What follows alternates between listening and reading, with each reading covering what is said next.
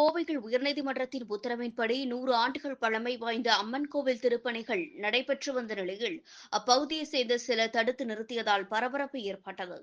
கோவை சிங்காநல்லூர் பகுதியில் உள்ள தேவேந்திர வீதியில் 100 ஆண்டுகள் பழமை வாய்ந்த அருள்மிகு மாரியம்மன் திருக்கோயில் உள்ளது.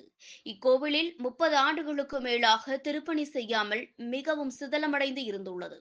இக்கோயிலை இந்து சமய அறநிலையத்துறை சார்பில் நியமிக்கப்பட்ட அறங்காவலர் குழு தலைவர் மனோகரன் சார்பில் இந்து சமய அறநிலையத்துறையில் பழைய திருக்கோயிலை அகற்றி புதிய திருக்கோயில் திருப்பணிக்கான முழு உத்தரவுகள் பெறப்பட்டது.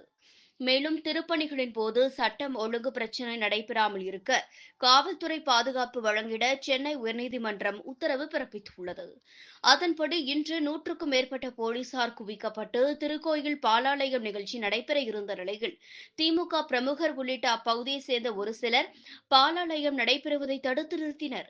இதனால் அப்பகுதி பொதுமக்கள் ஒன்றிணைந்து கோவிலில் பாலாலயம் நடத்த வேண்டும் என கோவில் வளாகத்தில் அமர்ந்து போராட்டத்தில் ஈடுபட்டனர். இதனைத் தொடர்ந்து சம்பவ இடத்திற்கு வந்த காவல் அதிகாரிகள் மற்றும் இந்து சமய அறநிலையத்துறை உதவி ஆணையர் பேச்சுவார்த்தை நடத்திய பின்னர் நீதிமன்றத்தின் உத்தரவின்படி பாலாலயம் நிகழ்வு நடைபெற்றது. நீதிமன்றத்தின் உத்தரவையும் மீறி ஒரு சிலர் தடுத்து நிறுத்தியதால் அப்பகுதியில் பரபரப்பு ஏற்பட்டது.